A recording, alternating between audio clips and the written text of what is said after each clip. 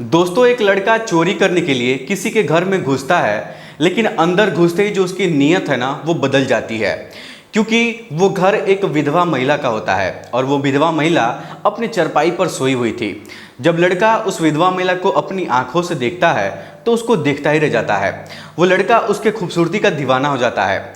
दोस्तों, वो महिला 35 साल की खूबसूरत और नौजवान विधवा औरत थी, अपनी चारपाई पर अकेले सो रही थी। लड़का घर के अंदर जाता है और इधर उधर नजर दौड़ाता है तो उस घर में उसको कोई भी नहीं दिखाई देता है। फिर वो लड़का जो काम करने के लिए वहां पर आया था वो काम भूल जाता है और कुछ और ही काम करने लगता है। दोस्तों, उसके मन में कुछ अजीब ख्याल चलने लगता है। लड़का धीरे से उस महिला के पास जाता है और उसके चारपाई के बगल में जाकर बैठ जाता है और उस महिला को इधर उधर छूने लगता है। लेकिन दोस्तों, तभी अचानक विधवा महिला की आंख खुल जाती है और वो महिला चौंकते हुए उठ जाती है और जो लड़का था वो घबराकर चारपाई के नीचे जाकर सरक जाता है। लेकिन विधवा महिला को ऐसा एहसास हो जाता है कि उसके कमरे में कोई तो जरूर आया था। उसके बाद वो महिला चारपाई पर लेट जाती है, लेकिन उसके बाद जो होता है आप लोग सोच भी नहीं सकते हैं। दोस्तों, ये कहानी बहुत ही ज़्यादा शानदार है। आइए जानते हैं पूरी कहानी इस वीडियो के माध्यम से। लेकिन वीडियो में आगे बढ़ने से पहले वही आप लोग छोटा सा रिक्वेस्ट है, अगर आप लोग हमारे चैनल पर पहली बार हैं तो चैनल को सब्सक्राइब कर लीजिए, वीडियो को लाइक कर दीजिए, ताकि जो मेरा हौसला है वो और भी ज़्यादा बढ़ता रहे और भी ज़्यादा इंटरेस्टिंग कहानियाँ ऐसे ही मैं रोज़ रोज़ आप लोग को सुनाता रहूँ। दोस्तों, ये सच्ची घटना उत्तराखंड के चमोली जिले का है। वहाँ पर एक छोटा सा गांव होता है और उस गांव में 20-25 घर होते हैं। सारे जो घर थे ना वो बड़े दूर दूर पर बने हुए थे, क्योंकि पहाड़ी इलाका था तो सभी लोगों को थोड़ी थोड़ी वहाँ पर ज़मीन मिली थी घर बनाने के लिए। इसलिए जो घर था ना वो बहुत दूरी दूरी पर बना हुआ था और सभी लोग दूर दूर पर रह रहे थे। तभी दोस्तों, एक दिन दूसरे गांव का रहने वाला एक लड़का रात का फायदा उठाकर उस गांव में चोरी करने के लिए घुस जाता है। दोस्तों, वो लड़का एक घर में घुसता है तो वहाँ से वो बहुत सारा सामान चोरी करता है, कुछ पैसा चुराता है और फिर वहाँ से निकल जाता है। लेकिन जब वहाँ से निकलता है तो उस समय रात के 2 बज रहे थे और वो लड़का सोचता है कि अभी तो 2 ही बज रहा है, क्यों ना किसी के घर में जाकर और कुछ चोरी कर लिया जाए। दोस्तों, उस लड़के का नाम मुकेश होता है और मुकेश क्या करता है कि अब उस घर से निकलने के बाद उस विधवा महिला के घर में घुस जाता है। दोस्तों, उस विधवा महिला के घर में 2 कमरे थे, एक किचन था, एक छोटा सा हॉल था और 2 कमरे थे। उस विधवा महिला की उम्र 35 साल के आसपास थी, दिखने में नौजवान थी और खूबसूरत थी। महिला उस घर में अकेली रहती थी। जब मुकेश उस महिला के घर के अंदर जाता है तो देखता है कि एक छोटी सी लाइट जल रही है और वो महिला जो है वो चारपाई पर चैन की नींद सो रही है। दोस्तों, जब मुकेश उस महिला को अपनी आंखों से देखता है तो उसको एकदम से देखता ही रह जाता है, लेकिन फिर सोचता है कि वो जो करने के लिए वहां पर आया है पहले वो काम कर लिया जाए। अब दोस्तों, मुकेश उस महिला को छोड़ता है और घर में इधर उधर देखने लगता है तो वहां पर उसको कुछ भी नहीं मिलता है। ना तो कोई अलमारी दिखाई देती है, ना ही कोई सामान दिखाई देता है। उस घर में कुछ ऐसा था ही नहीं जिसको वो चुरा सके। अब दोस्तों, मुकेश जो है ना वो काफी सोच में पड़ जाता है कि घर में कुछ है ही नहीं, मैं चुराऊं तो क्या चुराऊं। और यही सब सोचते सोचते वो विधवा महिला के चारपाई पर उसके बगल में जाकर बैठ जाता है। दोस्तों, मुकेश सोचता है कि अगर मैं इसके साथ जबरदस्ती करूंगा तो यहां पर इसको बचाने वाला कोई भी नहीं है। लेकिन जबरदस्ती करने से क्या फायदा है, अगर वो राजी हो जाएगी, मेरे साथ करने के लिए मान जाएगी तो इससे अच्छा क्या होगा। अब दोस्तों, मुकेश उस विधवा महिला के चारपाई पर बैठकर उसके पूरे शरीर को इधर उधर गलत छूने की कोशिश करने लगता है। मुकेश सोचता है कि अगर मैं इसको छूंगा तो ये जग जाएगी, तो मैं इससे पूछ लूंगा कि मैं तुम्हारे साथ ऐसा करना चाहता हूं, क्या तुम राजी हो, तुम करवाओगी या नहीं करवाओगी। यही सब वो सोच रहा था। तब तक दोस्तों, अचानक उस विधवा महिला की नींद खुल जाती है और उसको ऐसा आभास हो जाता है कि कोई उसको छू रहा है। दोस्तों, जो विधवा महिला है ना वो घबराते हुए उठकर बैठ जाती है। दोस्तों, उस विधवा महिला का नाम रूबी होता है। जब रूबी घबराकर उठकर बैठ जाती है तो जो मुकेश है वो बहुत डर जाता है और तुरंत क्या करता है कि उसके खटिया के नीचे, चारपाई के नीचे खिसक कर जाकर छुप जाता है। रूबी सोचती है कि आखिर उसके कमरे में कौन आया था और कौन उसको छू रहा था। इधर उधर वो देखती है लेकिन वहां पर कोई भी उसको नहीं दिखाई देता है। तो फिर वो सोचती है कि हो सकता है कि मैं कोई बुरा सपना देखी होंगी, इसीलिए मुझे ऐसा लग रहा है। अब दोस्तों, रूबी अपने चारपाई से उठती है और जाकर एक गिलास पानी पीती है और पानी पीने के बाद फिर से अपने चारपाई पाकर सो जाती है। लेकिन दोस्तों, इतना सब होने में आधे घंटे का वक्त गुजर जाता है और आधे घंटे में जो मुकेश है वो चारपाई के नीचे छुपा हुआ था और चारपाई के नीचे छुपे छुपे वो सो जाता है। उसकी आंख लग जाती है और दोस्तों, वो बेहोशी की हालत में एकदम से सो जाता है। उस समय रात के 3 बज रहे थे और ठंडियों का मौसम था तो मुकेश को बहुत गहरी नींद लग जाती है। अब दोस्तों, जैसे ही सुबह होता है तो रूबी सुबह सुबह उठकर अपने घर से बाहर निकलती है तो देखती है कि कुछ औरतें ऊपर पहाड़ियों पर शौच करने के लिए जा रही हैं। दोस्तों मैं आपको बता दूं कि वो पहाड़ी इलाका था, तो वहाँ की जो महिलाएं थे वो पुरुषों से जल्दी उठ जाती थी, क्योंकि उनको शौचालय जाने के लिए ना बड़े दूर पहाड़ियों पर जाना पड़ता था। अब दोस्तों रूबी अपने घर से बाहर निकलती है और रूबी भी उन महिलाओं के साथ साथ शौच करने के लिए पहाड़ियों पर जाने लगती है।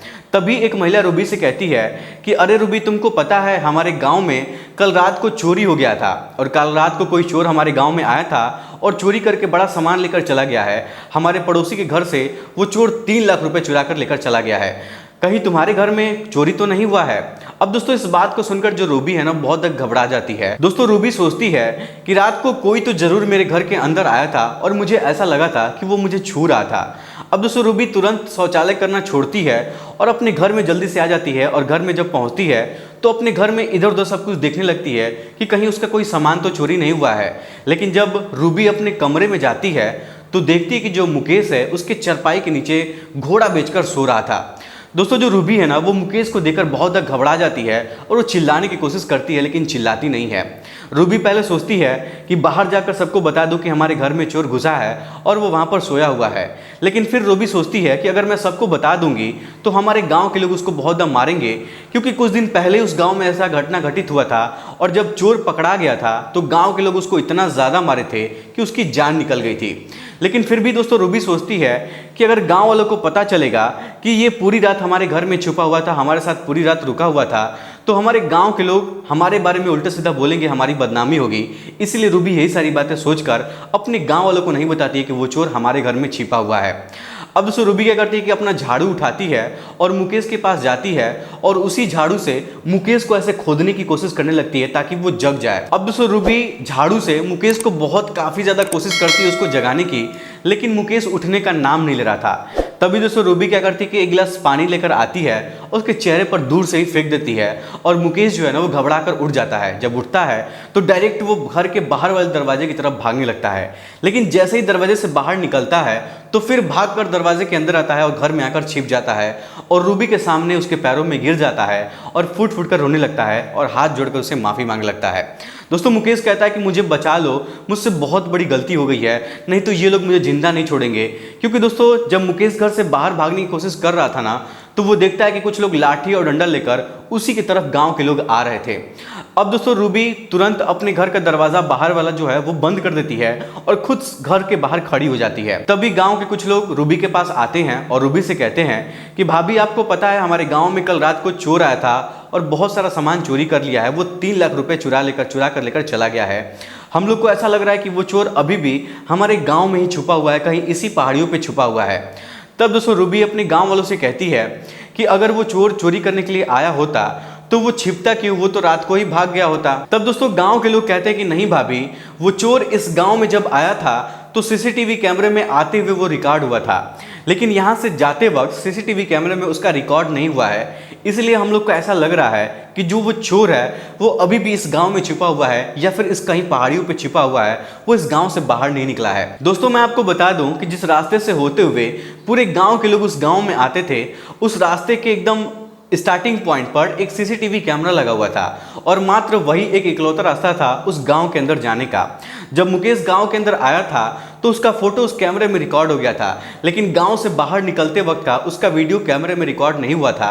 इसीलिए गांव के लोग सोच रहे थे कि शायद वो चोर अभी भी हमारे गांव के अंदर छिपा हुआ है। इसीलिए वो सभी लोग लाठी और डंडा भाला वगैरह लेकर उस चोर की तलाश कर रहे थे और दूसरे घरों में जाकर पूछताछ कर रहे थे और सबको बता रहे थे। दोस्तों गाँव वाले रूबी से कहते हैं कि भाभी अगर वो चोर कहीं आपको दिखाई देगा तो आप हमें जरूर बताइएगा, क्योंकि हम लोग को ऐसा लग रहा है कि वो चोर अभी भी इसी पहाड़ियों के ऊपर कहीं छिपा हुआ है। तब दोस्तों रूबी कहती है कि ठीक है भैया, अगर मुझे वो चोर कहीं दिखाई देगा तो मैं आप लोग को ज़रूर बताऊंगी। उसके बाद दोस्तों गांव के लोग वहां से चले जाते हैं और जो मुकेश है ना वो घर के अंदर छिपकर ये सारी बातें गांव वालों की सुन रहा था। लेकिन दोस्तों जैसे ही रूबी अपने घर के बाहर का दरवाज़ा खोलकर घर के अंदर आती है तो दोस्तों वैसे ही जो मुकेश है ना उसके पैरों में गिर जाता है और हाथ जोड़कर उसे माफ़ी मांग लगता है। तब दोस्तों रूबी मुकेश से कहती है कि देखो, तुम हमारे घर से अभी के अभी निकल जाओ, तुम इस गांव के बारे में नहीं जानते हो, अगर गांव वालों को पता चलेगा तो हम दोनों लोग पकड़े जाएंगे और तुम्हारी बहुत ज़्यादा पिटाई होगी और ऐसा भी हो सकता है कि हमारी भी बहुत ज़्यादा बदनामी हो। इसलिए मैं नहीं चाहती हूँ कि तुम भी फंसो और मैं भी फंसूँ, इसलिए तुम यहाँ से अभी के अभी निकल जाओ। तब दोस्तों मुकेश रूबी से कहता है कि नहीं, मैं अभी इस घर से नहीं निकल सकता हूँ, मुझे तुम कहीं घर के अंदर छुपा लो। तब दोस्तों रूबी कहती है कि मैं तुमको कहाँ छुपाऊंगी, हमारे घर में सिर्फ 2 कमरे हैं और हमेशा हमारे घर में औरतें आती रहती हैं, तो मैं तुमको कहाँ छुपाऊंगी, तुम यहाँ से चले जाओ और इस गाँव में दोबारा कभी आना मत। और हमारे गाँव के लोग बोल रहे थे कि तुम उसके घर से 3 लाख रुपए चुराए हो, कहाँ रखे हो वो पैसा। तब मुकेश कहता है कि मैं 3 लाख रुपए थोड़ी चुरा हूँ, मेरे पास तो 10,000 रुपये कैश है और छोटे बच्चों का एक छोटा सा पायल है और एक अंगूठी है। तुम्हारे गांव के लोग झूठ बोल रहे हैं कि मैं 3 लाख रुपए चुराया हूँ। तब दोस्तों रूबी कहती है कि हाँ ऐसा हो सकता है, चोरी अगर 20,000 रुपये की होती है तो लोग बताते हैं कि हमारे घर में 4 लाख रुपए की चोरी हो गई है, लेकिन एक काम करो, तुम यहाँ से चले जाओ, तुम हमारे घर पर मत रुको। तब दोस्तों मुकेश हाथ जोड़कर रूबी के पैरों में गिर जाता है और कहता है कि नहीं, मैं अभी यहाँ से नहीं जाऊँगा, तुम मुझे बचा लो, नहीं तो गाँव के लोग मुझे मार डालेंगे।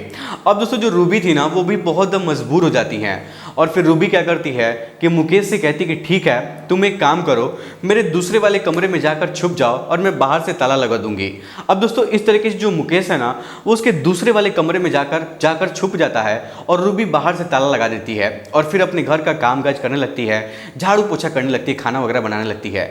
लेकिन 1 घंटे बाद वो नहाने के बाद खाना वाना जब बना लेती है तो चाय बनाती है और सोचती है कि क्यों ना उसको भी चाय पानी नाश्ता कुछ दे दिया जाए, क्योंकि वो बेचारा रात से कुछ खाया नहीं है। अब दोस्तों रूबी सबसे पहले अपने घर के बाहर इधर उधर देखती है कि कोई आ तो नहीं रहा है। जब उसको कोई नहीं दिखाई देता है तब रूबी उसके कमरे का ताला खोलती है और ताला खोलने के बाद उसी रूम के अंदर उसको खाना खाने के लिए और चाय पीने के लिए दे देती है और फिर से ताला बंद कर देती है और फिर अपने काम काज में व्यस्त हो जाती है।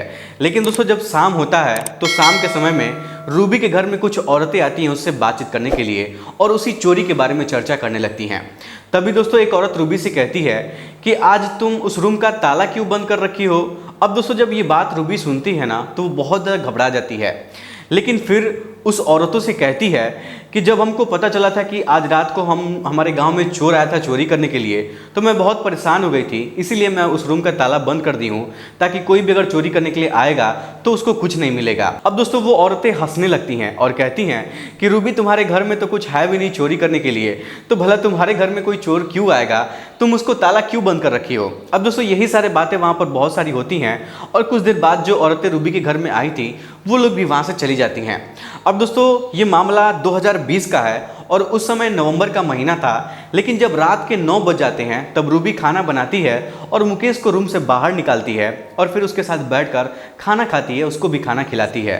तभी दोस्तों रूबी मुकेश से पूछती है कि तुम चोरी करने का काम क्यों करते हो। तब मुकेश कहता है मैं जुए में कुछ पैसा हार गया था और जिससे मैं पैसा लेकर जुआ खेल रहा था वो मेरे पीछे पड़ गया है और मेरे ऊपर बहुत ज़्यादा कर्जा हो गया है, इसलिए मैं सोच रहा था कि कहीं चोरी कर लूँगा तो कुछ पैसा मेरे हाथ में लग जाएगा, तो मैं उसका जो सारा कर्ज है वो चुका दूंगा। लेकिन मैं आपकी कसम खा के कह रहा हूं कि मैं पहली बार चोरी करने के लिए आया हूं और इससे पहले मैं कभी भी चोरी करने का काम नहीं किया था। तब दोस्तों रूबी मुकेश से पूछती है कि एक बात बताओ, तुम कल रात को मेरे चरपाई पर आकर बैठे थे ना और तुम मुझे छू रहे थे ना, तुम मेरे साथ क्या करने की कोशिश कर रहे थे। क्योंकि कल रात को मुझे ऐसा एहसास हुआ था और मुझे लगा कि मैं कोई बुरा सपना देखी हूँ, यही सब सोचकर मैं सो गई थी। लेकिन अब मुझे ऐसा लग रहा है कि वो कोई सपना नहीं था, वो तो सच था और तुम ही मेरे चरपाई पर आकर बैठे थे, तुम ऐसा क्यों किए थे। तब दोस्तों मुकेश कहता है कि मुझसे गलती हो गई है, मुझे माफ़ कर दीजिए। जब मैं आपको अकेले चरपाई पर सोते हुए देखा था तो मेरे दिमाग में अजीब तरीके का ख्याल आने लगा था और मेरा दिमाग खराब हो गया था। मैं तुम्हारे साथ कुछ गलत करने की कोशिश कर रहा था, वो तो भगवान का शुक्रियादा था कि तुम जग गई थी और मैं छुप कर चरपाई के नीचे सो गया था और जब छुपा था तो पता नहीं कब मुझे नींद लग गई थी, मुझे नींद का पता भी नहीं चला था। तब दोस्तों रूबी पूछती है कि तुम्हारी शादी हो गई है। तब दोस्तों मुकेश कहता है कि नहीं, अभी मेरी शादी नहीं हुई है। तब दोस्तों मुकेश रूबी से पूछता है कि आप एक बात बताइए, आप इस घर में अकेली क्यों रहती हैं, आपके साथ और कोई इस घर में नहीं रहता है। तब दोस्तों रूबी कहती है कि नहीं, हमारे साथ इस घर में दूसरा कोई नहीं रहता है। 2 साल पहले ही मेरे पति की मौत हो गई थी। मेरे पति बहुत शराबी थे, वो हमेशा शराब वराब पीते थे, तो उनका एक्सीडेंट हो गया था। तब से लेकर मैं अब तक इस घर में अकेली रहती हूँ, मेरा कोई बच्चा भी नहीं है। तब दोस्तों रूबी मुकेश से कहती है कि तुम रात को मेरे साथ गलत करने की कोशिश कर रहे थे, अगर मेरी नींद नहीं खुलती तो तुम मेरे साथ क्या करते। तब दोस्तों मुकेश कहता है कि देखिए, मुझसे बहुत बड़ी गलती हो गई है और मैं आपके साथ गलत करने की सोच रहा था, लेकिन आपने मेरी जान बचाई है, तो ये एहसान मैं ज़िंदगी भर आपका कभी भी नहीं भूलूंगा। मैं आपसे हाथ जोड़कर माफ़ी मांग रहा हूँ, मुझसे बहुत बड़ी गलती हो गई है। अब दोस्तों वहाँ पर दोनों लोग खाना पीना खाते हैं और दोनों के बीच में बहुत सारी बातें होती हैं, लेकिन जब रात होता है तब रूबी मुकेश से कहती है कि अब तुम यहाँ से चले जाओ, क्योंकि गांव के लोग भी सो चुके हैं और यही सही समय है तुमको यहाँ से, इस गांव से बाहर निकलने का, और ज़िंदगी में दोबारा कभी भी तुम ऐसी गलती करने की कोशिश मत करना। तब उसमें मुकेश कहता है कि ठीक है, मेरे पास जो भी कुछ सामान है, जो पैसा मैंने चुराया है, ये सब आप रख लीजिए, मैं लेकर नहीं जाऊँगा। तब रूबी कहती है कि नहीं नहीं, इस सामान को मैं नहीं रखूँगी, तुम चुरा कर लाए हो तो तुम ही इस सामान को लेकर अपने घर जाओ, मैं इस सामान को नहीं अपने पास रखूँगी। अब दोस्तों इस तरीके से मुकेश वहाँ से चला जाता है, लेकिन अगले दिन जब सुबह होता है तो पूरे गाँव में ये हंगामा मच जाता है कि जो सामान चोरी हुआ था वो सामान उसी घर में मिल गया है। दोस्तों मैं आपको बता दूं कि मुकेश जब रात को उस गांव से बाहर निकल रहा था तो जिस घर से वो सामान चोरी किया था उस घर में वो सामान फेंक कर गांव से बाहर निकल गया था। अब दोस्तों जब गांव वालों को सारा सामान मिल जाता है तो ये मामला यहीं पर खत्म हो जाता है कि कौन चोरी करने आया था और क्या सामान चोरी किया है, ये सब कुछ गाँव के लोग भूल जाते हैं। अब दोस्तों इस तरीके से पूरे 6 महीने का वक्त गुजर जाता है, लेकिन जो रूबी थी ना वो हर रोज मुकेश को याद करती थी, उसके बारे में सोचती रहती थी। तभी दोस्तों एक दिन मुकेश बाजार में रूबी से मिलता है तो रूबी मुकेश को देखकर बहुत ज़्यादा खुश हो जाती है और रूबी मुकेश से पूछती है कि तुम इतने दिनों से कहाँ थे, कभी तुम मुझसे मिलने के लिए नहीं आए थे।